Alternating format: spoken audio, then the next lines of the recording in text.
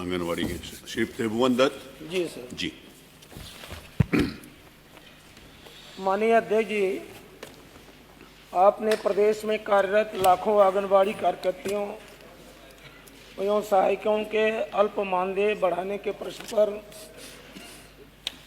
आपने मुझे अनुपूरक करने का अवसर प्रदान किया। इसके लिए मैं आपका बहुत आभारी हूँ। माननीय प्रदेश में लगभग 3.5 लाख आंगनबाड़ी कार्यकर्ती एवं सहायिका कार्यरत हैं, जिनमें आंगनबाड़ी कार्यकर्ती को मानदेय के रूप में 6,000 एवं सहायिका के रूप में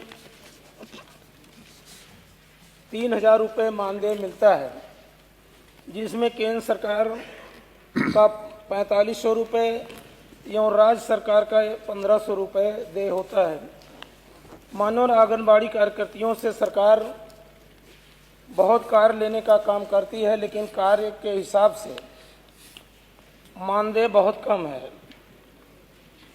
इनके काम जिसमें 3 वर्ष से 6 वर्ष के बच्चों को पूर्व प्राथमिक शिक्षा देना, स्कूल जाने के लिए प्रोत्साहित करना, 6 वर्ष से कम उम्र के बच्चों को कुपोषण से बचाना एवं उनका देखभाल करना तथा पौष्टिक आहार उपलब्ध कराना तथा मानव समय समय पर बच्चों को टीकाकरण कराना और कृमि की रोकथाम के लिए दवा उपलब्ध कराना, गर्भवती व नर्सिंग महिलाओं की देखरेख करना एवं टीकाकरण में सहयोग करना।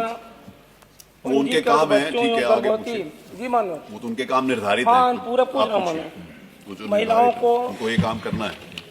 उनकी ग्राम पंचायत के चिन्हित क्षेत्र जिसमें आंगनबाड़ी केंद्र संचालित होता है, वहाँ का सर्वेक्षण करके बच्चों को शिक्षा के प्रति जागरूक करना एवं कुपोषित बच्चों, गर्भवती धात्री महिलाओं का चिन्हीकरण करना तथा उनके स्वास्थ्य की नियमित जांच करना, बच्चों के वजन की माप करना तथा उनका रिकॉर्ड रखना। ये सबको मालूम है कि उसका आंगनवाड़ी कार्यकर्ती के ये काम होते हैं जो आप गिना रहे हो। विषय यह है कि जो आपके पास उत्तर आया, आप जो उत्तर जो अनुपूरक किया जाता है वो घर से जो भाषण लाते हैं उसको पढ़ने का नहीं होता।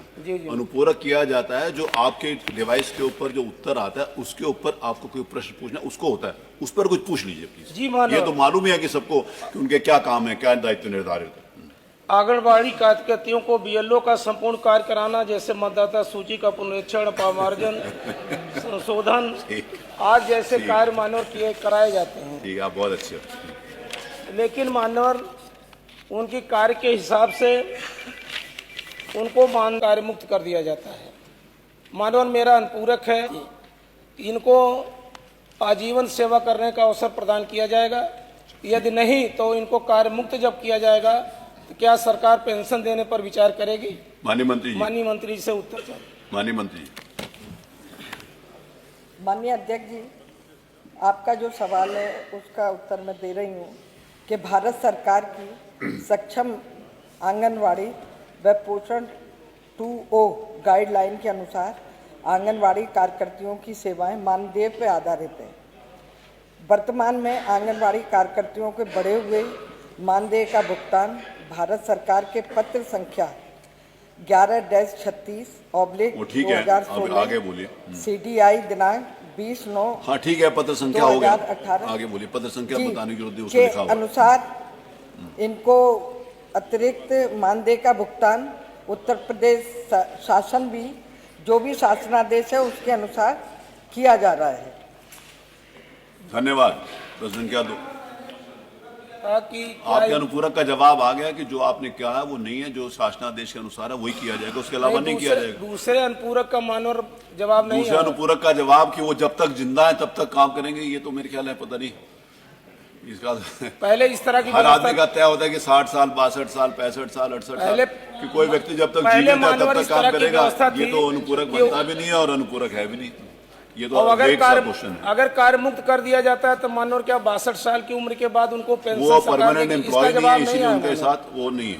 प्रश्न संख्या 2 श्री फहीम अहमद। माननीय मंत्री जी पेंशन देने पर विचार करेंगे? नहीं।